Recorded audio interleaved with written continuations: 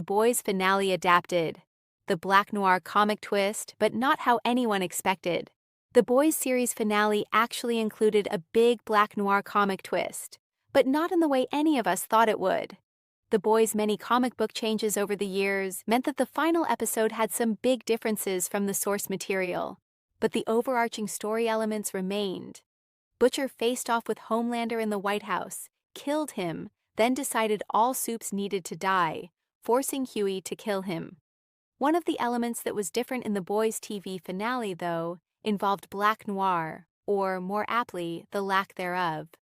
Black Noir died in Season 3 of the show, with his replacement, Black Noir II, being killed by the Deep in the Boys Season 5, Episode 6. This meant that the comic book twist of Noir being a Homelander clone, who framed the latter for his worst crimes, wasn't part of the show. At least, not as it was in the comic books. The Boys Season 5 had its own version of this Black Noir twist via the character of Ryan. Ryan, Homelander's son, appeared at the beginning of the episode when his father tried to woo him over to his side one last time. Homelander told Ryan, "I am you, and you're me." This, added to Ryan's power set being exactly like Homelander's, makes him essentially a clone of his father, just not in the same way Noir was.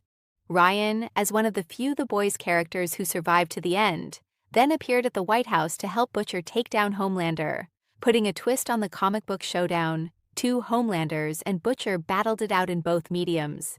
However, due to the broader comic book changes in Prime Video's adaptation, Ryan did not exactly take the place of Black Noir.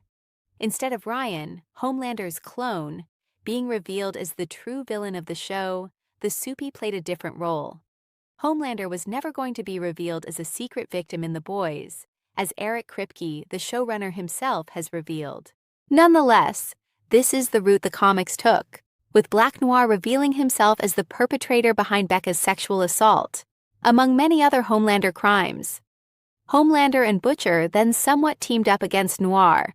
Noir killed Homelander in the duel, but not before the latter weakened the former enough for Butcher to stab him with a crowbar, splitting his skull open. The Boys Season 5's finale had this majorly gruesome death, only with Butcher jamming open Homelander's head with his signature weapon.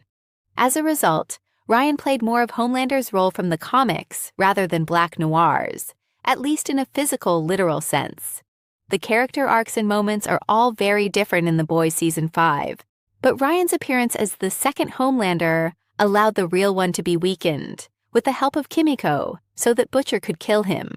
Yes, Ryan is the Boys TV version of Homelander's clone, aka Black Noir, but Anthony Starr's character remained the villain throughout, with Ryan serving as the wild card that led to his death.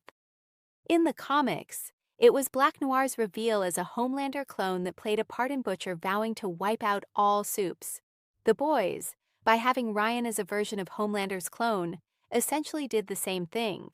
After the fight was won, Ryan told Butcher that he only helped as it was the right thing to do, given Homelander's evil core. He insisted that this did not make Butcher a good person, and that he wanted nothing to do with him. This, among other things, tipped Butcher over the edge, leading him to try to unleash the Soupy virus before being stopped by Huey. In this sense, Ryan filled the role of pushing Butcher into his endgame. Therefore, although there were a series of twists and turns along the way and some big character changes, Ryan's vital story in The Boys Season 5's finale allowed many elements of the comic book's Black Noir twist to be adapted after all, only in a much different way than what was initially expected.